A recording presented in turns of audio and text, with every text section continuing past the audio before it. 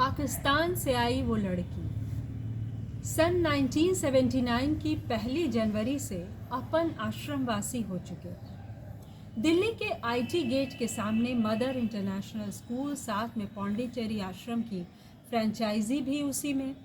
सौजन्य से अमृता भारती यानी बुआ, जो कॉमरेड किस्म की पत्रिका पश्यंती निकालते निकालते आस्था के सागर में गोते लगाकर श्री अरविंद और मदर की भक्ति में लीन हो चुकी थी। मुझ में उन्हें पता नहीं कौन से विषाणु नजर आए। आध्यात्म के एमए करने के बाद 2 साल से चल रही आवारागर्दी पर विराम लग गया अचानक।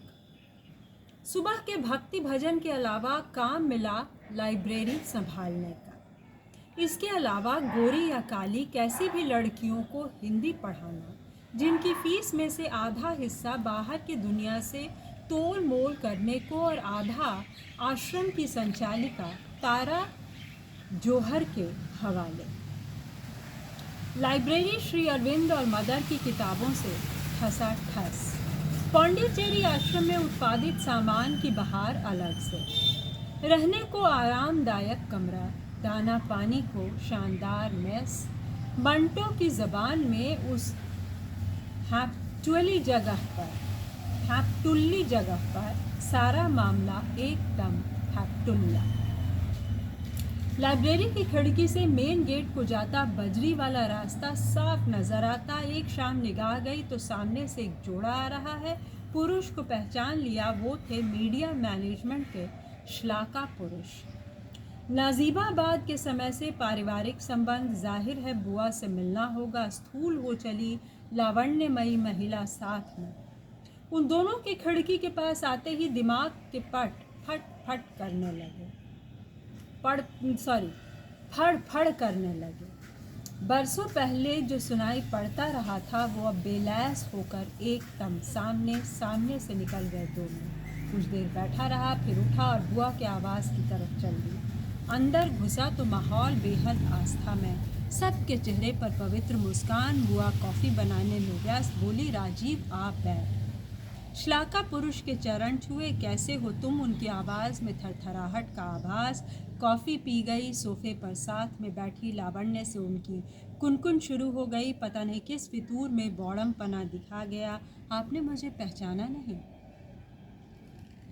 श्लाका पुरुष का चेहरा पीला पड़ने लगा। महिला ने मुड़कर आंखें मिलाई। नहीं, मैंने आपको नहीं पहचाना। मैं राजीव बिल्कुल ध्यान में नहीं आ रहा। श्लाका पुरुष टुनटुनाए, उनका बेटा है। ओहो मुन्ना, कैसा है रे तू? दीदी कैसी हैं? जीजा जी का इतना सा था, कुछ बोले जा रही थी। इधर मैं पहुंच गया 19 साल पहले दिल्ली के घंटा घर के पास कोल्हापुर हाउस के उस एक कमरे वाले घर में। माँ कमला नगर के जैन मॉन्टेसरी स्कूल में पढ़ाती थी। कई स्कूलों में अंदर बाहर होने के बाद मुझे अपने साथ घसीट ही ले जाने लगी। एक दिन हम दमे के अटैक के चलते घर पर ही रह गए। शाम को लौटी तो खूबसूरत युवती साथ में। इतनी अच्छी लगी कि शर्मा कर माँ के पीछे छिप गया। यह मुन्ना मेरा बेटा, सामने आना, यह तेरी मौसी है बेटू। 47 में पाकिस्तान से भागते समय पिता मारे गए। माँ और छोटी बहन के साथ किसी तरह भारत पहुँची। कई साल पंजाब में रिश्तेदारी में गुजरे। बीए कर दिल्ली में नौकरी की तलाश, इसी चक्कर में माँ से टकरा गई। बहरहाल पहले ही दिन से मौसी के प्यार ने इस नन्ही सी जान की जैसे दुनिया बदल दी। उनकी रिहायश लाजपत नगर में। इस तरह से संस्मरणों और बेहद खूबसूरत गलियों का किस्सा इस संग्रह में है। बहर में साइकिल, जो उनके संस्मरणों का, संस्मरणात्मक लेखों का संग्रह है। राजीव मित्तल की हम बात कर रहे हैं दोस्तों।